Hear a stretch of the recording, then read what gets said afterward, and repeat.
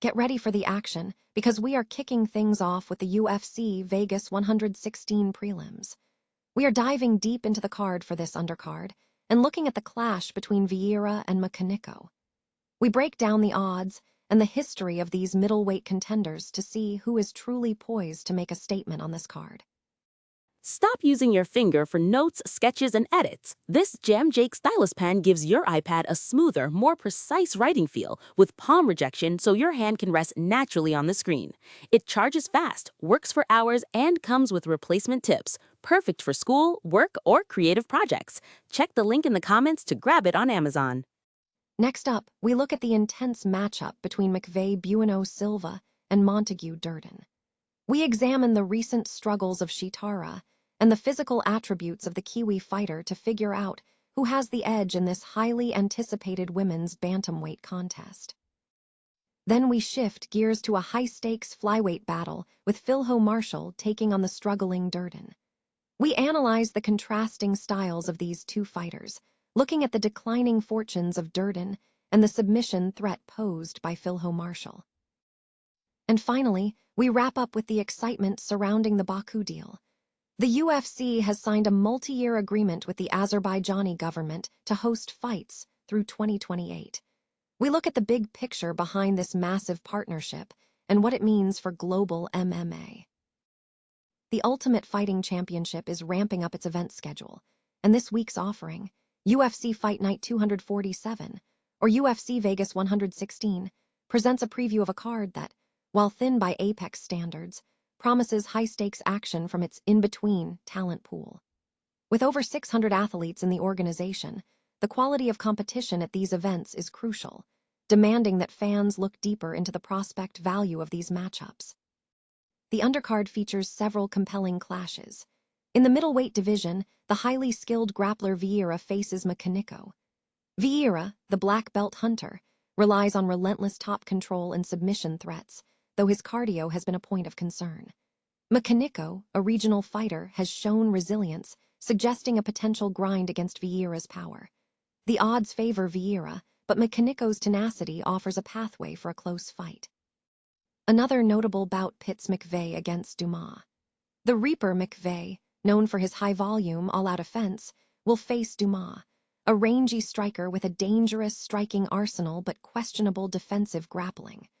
While McVeigh has clear routes to victory, Dumas' ability to generate close-quarters collisions could allow him to land his signature headlock series. In the women's division, Montague Durden steps in against Bueno Silva. Durden, a big, powerful bantamweight, is facing a fighter whose speed and durability have reportedly waned. The assessment suggests Durden's size and grappling chops give him an edge against Silva's current inertia. Meanwhile, the flyweight division sees a matchup between Philho and Durden. Philho brings a technically sound Muay Thai striking arsenal and relentless ground pressure, contrasting with Durden's declining form. This appears to be a battle between an opportunistic submission artist and a fighter in significant decline. For the featherweights, Marshall welcomes Brennan, a second-generation grappler whose ceiling is tied to his offensive wrestling. Marshall, possessing superior wrestling and striking, is expected to control the pace against Brennan's developing grappling skills. Finally, the strawweight division features Alenkar and Palastri. Alenkar is a decorated grappler, but her size presents a challenge against Palastri, who is showing improvement as a dynamic kickboxer capable of delivering sharp combinations. The fight is viewed as evenly matched, with the possibility of Alenkar securing a takedown, but Palastri's recent development suggests a potential decision win. UFC Vegas 116 will test the depth of the organization, offering a snapshot of current talent navigating the competitive landscape of the promotion.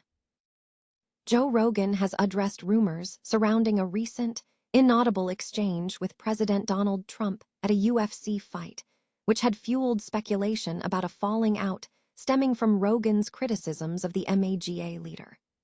Rogan, a frequent Trump ally who has also expressed frustration over issues like the Iran war, stated that the interaction was the opposite of what was rumored.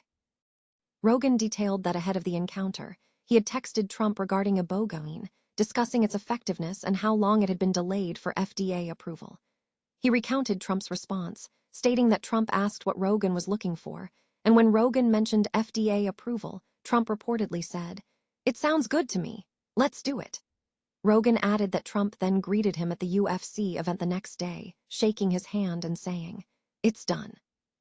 Rogan characterized the interaction as positive, noting, "It wasn't like he was mad at me at all. It was the opposite. This is the truth."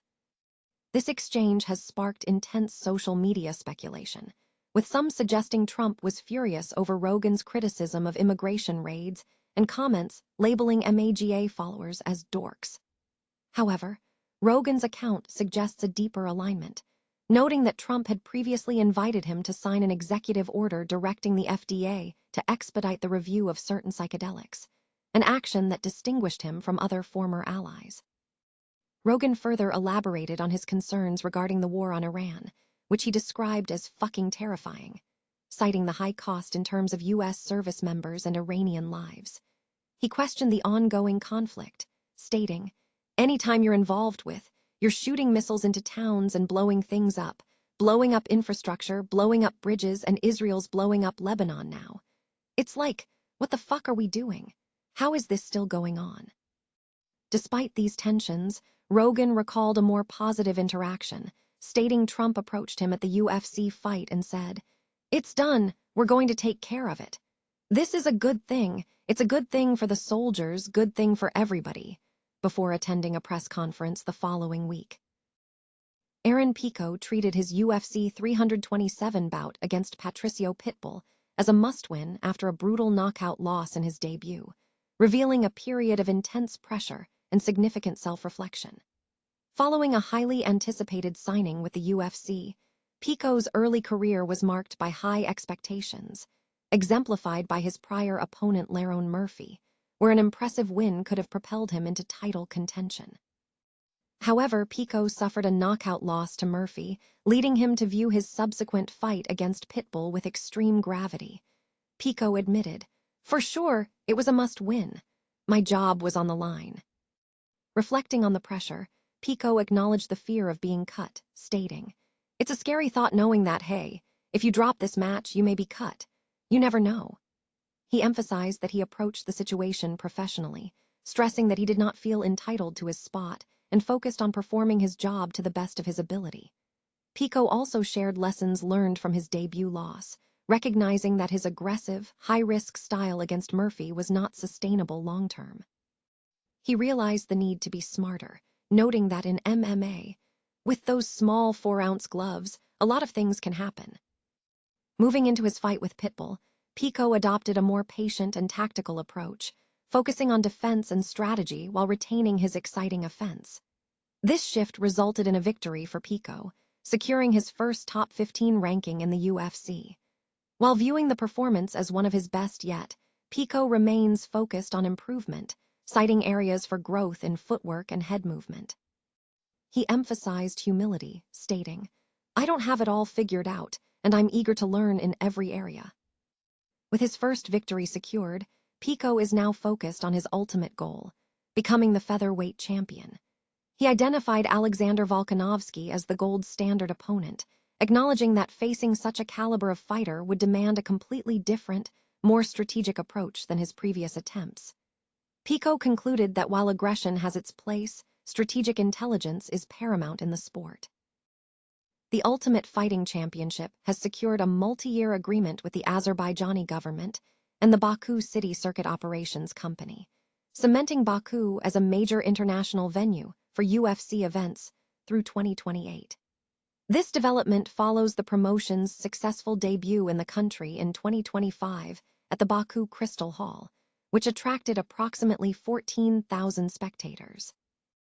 The new partnership was formalized during a signing ceremony in Las Vegas, attended by UFC President and CEO Dana White, Azerbaijani Youth and Sports Minister Farid Gayabov, and BCC CEO Magsud Farzalayev. White praised the city, stating, "Baku is one of the best cities in the world to visit. It's beautiful and home to some of the greatest people you'll ever meet. I was completely blown away when I visited last year." The hospitality was next level, and the fans were incredibly passionate and knowledgeable about the sport. Minister Gayabov emphasized the strategic importance of the deal, noting that it is a significant milestone in Azerbaijan's effort to establish itself as a premier global sports destination, providing a prestigious platform for national fighters to compete before enthusiastic local audiences. Farzaleyev echoed this sentiment, expressing excitement to extend the partnership after the sold-out reception of the previous year's debut.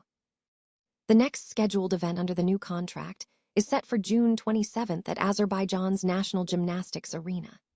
While the complete fight card remains unfinalized, early expectations point toward a high-profile doubleheader featuring Dagestani fighter Abusupian Magomedov against Polish fighter Mikhail Oleksiejczuk, alongside a bout between Brazilian fighter Mitchell Pereira and another Dagestani, Shara Magomedov. This collaboration underscores the deep intertwining of sports and politics in Azerbaijan, where at least 20 sports organizations are led by government officials, including President Ilham Aliyev heading the Azerbaijan National Olympic Committee. The country leverages substantial oil revenues to fund major international events, such as the UEFA European Championship and the Formula One Grand Prix, with unofficial reports suggesting significant investment in hosting rights for Formula One.